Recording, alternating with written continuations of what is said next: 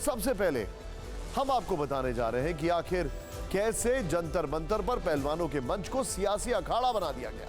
किसने बनाया, किसने खिलाड़ियों के साथ खेल कर दिया है, सोचने वाली बात है। दूसरी खबर, कर्नाटक में प्रचार के आखिरी दिन कैसे एक शब्द में फंस गई कांग्रेस, चुनावी पिच से एक्सक्लूसिव स्टोरी हम लेकर आए हैं। तीसरी खबर जरा ध्यान से देखिएगा, बजरंग दल और बजरंगबली विवाद के बीच महाराष्ट्र में किसने ली त्रिशूल दीक्षा, दिखाएंगे हैरान करने वाली एक तस्वीर। चौथी खबर है हिंदुस्तान की डोभाल वाली ढाल की, जो कि चीन के middle east plan via Taliban पर चोट करेगी। लेकिन इस सब के बीच में आज की हमारी लीड स्टोरी, खिलाड़ियों के धरने में खिलाड़ियों की एंट्री। क्या बात है, ध्यान से देखिएगा।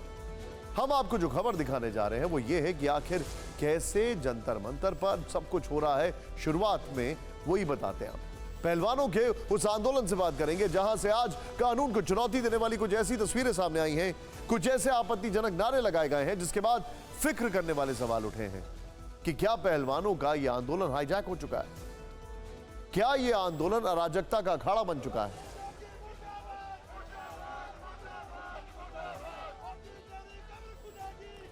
क्या इस बहाने धरना ब्रिगेड फिर से एक्टिव हो चुकी है, क्या इस बहाने एंटी मोदी गैंग फिर से सक्रिय हो चुका है, क्या इस बहाने 2024 के लिए सियासी हित साधने की कोशिश की जा रही है। देश के कुछ पहलवानों ने बीजेपी सांसद और भारतीय कुश्ती संघ के अध्यक्ष ब्रजभूषण शरण सिंह के खिलाफ यौन उत्पीड़न का आरोप लगाया था। वो दूसरी बार 23 अप्रैल को धरने पर बैठे, सुप्रीम कोर्ट भी गए। वहां से आदेश जारी होने के बाद दिल्ली पुलिस ने ब्रजभूषण के खिलाफ पॉक्सो एक्ट के तहत एफआईआर दर्ज की, जांच की जा रही है अभी। लेकिन अब यही पहलवान ब्रजभूषण की गिरफ्तारी की मांग पर अड़े हुए हैं। कल उनके समर्थन में खाप नेता मैदान में उतरे, 21 तारीख तक अरेस्ट करने का चैलेंज दे दिया। लेकिन आज हरियाणा और पंजाब के किसान संगठन भी समर्थन करने के लिए जंतर मंतर पहुंच गए। इसी दौरान धरना स्थल से कानून को ताक पर रख देने वाली यह तस्वीर सामने आई है। उग्र किसानों का एक समूह झंडे लहराते हुए आगे बढ़ा, दिल्ली पुलिस की बैरिकेडिंग तोड़ दी। पहली नजर में लगा कि आक्रोश का नतीजा रहा होगा, लेकिन टीवी 9 भारतवर्ष पर पंजाब से आए एक किसान नेता ने बड़ा खुलासा किया। उन्होंने बताया कि इस तरह के हंगामे की प्लानिंग पहले ही बना ली गई थी और उनका मकसद बैरिकेडिंग को तोड़ना था। आप भी सुनिए वो चौंकाने वाला बयान। क्या आप लोग सोच रहे थे कि बैरिकेडिंग तोड़ के आगे बढ़ेंगे? हाँ, यहाँ आगे बढ़ेंगे। हाँ, गिराकर? हाँ जी, ये प्लान किया था? हाँ प्लान किया है। सब लोगों ने यही सोचा था कि बैरिकेड तोड़कर आगे बढ़ेंगे? हाँ, भी आगे बढ़ेंगे, उस मर्जी हो जाए। आए कैसे हैं आप लोग? ट्रैक्टर ट्रॉली कैसे आए? ट्रेन में आए, ट्रेन में। ट्रेन से आए? कौन सी ट्रेन से आए? जम्मू कश्मीर आए में। जम्मू तवी में। जम्मू तवी से आए? हाँ जी। बैरिकेडिंग तोड़ने की घटना कैमरे पर है। हालांकि पहलवान विनेश फोगाट से जब इस बारे में सवाल पूछे गए तो उन्होंने साफ इनकार कर दिया। इतना आप छोटी छोटी चीज को बढ़ा चढ़ा के मत दिखाओ। कोई बैरिकेडिंग नहीं तोड़ी गई थी, इतने लोग थे साथ में। एक एक जन को अगर पुलिस निकालेगी तो पब्लिक को मतलब ये एक होता ना कि पेशेंस नहीं होता हमारे। इतने लोग आ रहे हैं तो पुलिस को भी थोड़ा सा रास्ता बड़ा करना चाहिए, ना कि एक एक सिंगल आदमी को लाइन से निकाल के। टीवी 9 को सूत्रों से जानकारी मिली है कि इस आंदोलन को ज्यादातर वही किसान नेता समर्थन दे रहे हैं जो किसान आंदोलन के समय दिल्ली बॉर्डर पर धरने पर बैठे हुए थे, और यही किसान अब बैरिकेड्स तोड़ रहे हैं। तो ऐसे में सवाल फिर वही है कि क्या खिलाड़ियों की आड़ में खेल कोई और ही खेल रहा है? क्योंकि वजह सिर्फ ये तस्वीर भर नहीं है, बल्कि आंदोलन के 16वें दिन आज इसी जंतर मंतर से पीएम मोदी के खिलाफ आपत्तिजनक नारे भी लगाए गए।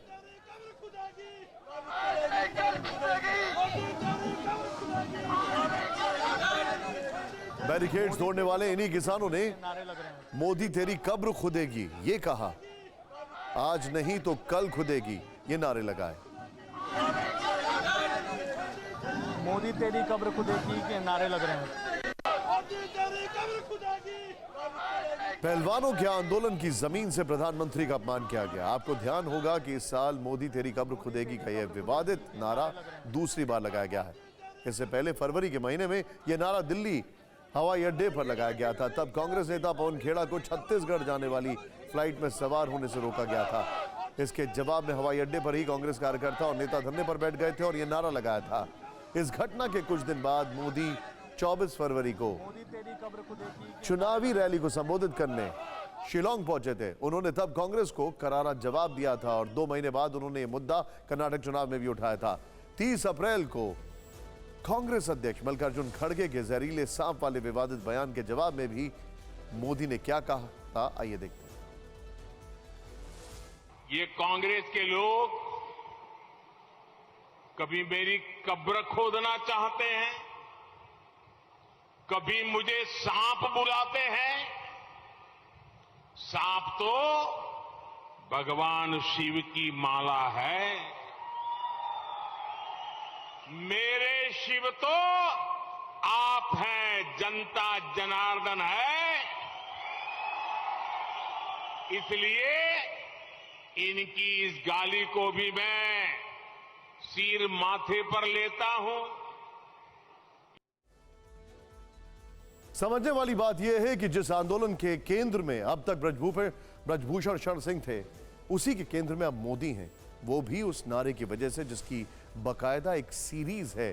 फरवरी में कांग्रेस की नारेबाजी के कुछ दिन बाद ही यह काम आम आदमी पार्टी ने किया था। 26 फरवरी को मनीष सिसोदिया की पेशी पर आपके कार्यकर्ताओं ने मोदी मर गया का विवादित नारा लगाया था और सबसे पहले यह विवादित नारा किसान आंदोलन में लगा था। यानी तब से अब तक अलग अलग आंदोलनों और सियासी दलों के विरोध प्रदर्शन में कुल मिलाकर 4 बार यह नारा लगाया जा चुका है। और पहलवानों के आंदोलन में आज हुए उग्र प्रदर्शन को देखें तो सवाल यही उठता है कि क्या इसे भी शाहीन बाग पार्ट 2 और किसान आंदोलन बनाने की कोशिश की जा रही है। क्योंकि कल ही किसान नेता राकेश टिकैत ने धरना स्थल पर पहुंचने के बाद ऐलान किया था कि अगर ब्रजभूषण की जल्द गिरफ्तारी नहीं हुई तो यह आंदोलन लंबा खिंचेगा। राकेश टिकैत किसान आंदोलन के झंडा बरदार रहे हैं।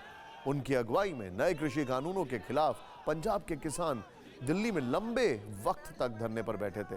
उससे पहले शाहीन बाग पर एनआरसी और सीएए की मांग को लेकर प्रदर्शनकारी महिलाएं लंबे वक्त तक धरने पर बैठी हुई थी। 15 दिसंबर 2019 को शाहीन बाग आंदोलन शुरू हुआ और पूरे 465 दिन चला। तब फरवरी 2020 में ही दिल्ली में विधानसभा के चुनाव होने वाले थे।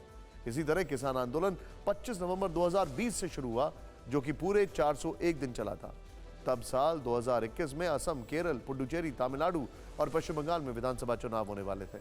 और इस बार जब दिल्ली में पहलवानों का आंदोलन चल रहा है तो 2 दिन बाद ही 10 मई को कर्नाटक में विधानसभा चुनाव होंगे और इसी साल 5 राज्यों के विधानसभा चुनाव के बाद अगले साल लोकसभा चुनाव होगा। तो क्या पहलवानों के इस दंगल को भी सियासी नजरिए से देखना चाहिए? क्योंकि हैरानी इस बात की है कि पहलवानों की ओर से मोदी के खिलाफ नारेबाजी पर अब तक कोई सफाई नहीं आई है। उल्टे सवाल पूछने वाले पत्रकारों से बदसलूकी जरूर की गई। टीवी 9 भारतवर्ष संवाददाता श्रद्धा चतुर्वेदी पहलवानों से बात करने जंतर मंतर पहुंची तो उनके साथ धक्का मुक्की की गई, बदसलूकी हुई। बेटियों को इंसाफ दिलाने के लिए जो आंदोलन जारी है, उसी आंदोलन में एक बेटी के साथ अभद्रता की गई। क्योंकि मैं यहाँ पे रहूँ, कैमरे के बीच में नहीं आना, लाइव जा रहा है। आप कैमरे के बीच में आएंगे? कैमरे के बीच में आएंगे आप? क्यों कैमरे के बीच में आ रहे हैं? क्यों बैन कैमरे के बीच में? क्यों आपकी मर्जी? क्योंकि मैं यहाँ पे रहूंगी। आप क्यों खड़े हैं? मेरा काम है, मेरा काम ही खड़े रहना यहाँ पे। नहीं, कोई काम नहीं है। जब आपको मना कर रहे हैं, आपको मना कर रहे हैं। नहीं, मैं हट जाती यहाँ से। मना कर रहे हैं। मेरा काम है खड़े रहना। सोचने वाली बात यह है कि क्या यह आंदोलन देश की पहलवान बेटियों को न्याय दिलाने के लिए चलाया जा रहा है या फिर इसी बहाने अपना एजेंडा चलाने की कोशिश की जा रही है? वैसे इस पूरे प्रकरण में एक चर्चा और करना जरूरी है। हर छोटी घटना की ब्रीफिंग देने में आगे रहने वाली दिल्ली पुलिस ने अब तक मीडिया को यह बताना उचित नहीं समझा कि जांच कहां तक पहुंची है या फिर ब्रजभूषण सिंह से अब तक कितनी बार पूछताछ हुई है, पूछताछ हुई भी है या नहीं।